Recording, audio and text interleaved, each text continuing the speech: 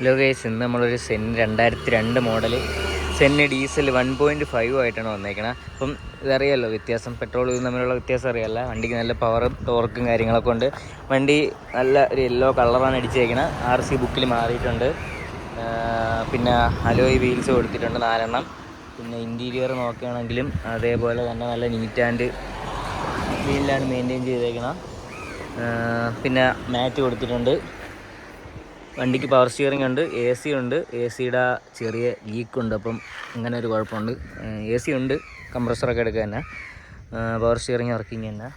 പിന്നെ നമ്മൾ ഈ മെയിനായിട്ട് ഡീസൽ സെന്നിൽ പറഞ്ഞ കംപ്ലൈൻ്റാണ് ഈ സ്റ്റാർട്ടിങ് പ്രശ്നം. അപ്പം ഇതിലങ്ങനെയൊന്നുമില്ല.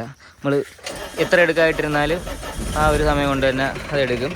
പിന്നെ വേറെ പുകയോ കാര്യങ്ങളോ ഒന്നുമില്ല. വണ്ടി 3rd ഓണർ വണ്ടിയാണ്. വണ്ടി നല്ലപോലെ മെയിൻറ്റെയിൻ ചെയ്തുകൊണ്ട് കിടക്കുന്ന വണ്ടിയാണ്. അപ്പം ആർക്കെങ്കിലും വേണമെങ്കിൽ ഡീറ്റെയിൽസ് വേണ്ടവർ ജസ്റ്റ് ഒന്ന് കമൻറ്റ് ഇട്ടാൽ മതി. എല്ലാ ഡീറ്റെയിൽസ് വെച്ച് തരാം. വണ്ടി കിടക്കുന്ന ട്രിവാൻഡ്രം ജില്ലയിലാണ്. അപ്പം ആർക്കെങ്കിലും വേണമെങ്കിൽ മെസ്സേജ് ഇട്ടാൽ മതി. അപ്പോൾ അടുത്ത വണ്ടിയായിട്ട് അടുത്ത വീഡിയോ കാണാം. Okay bye.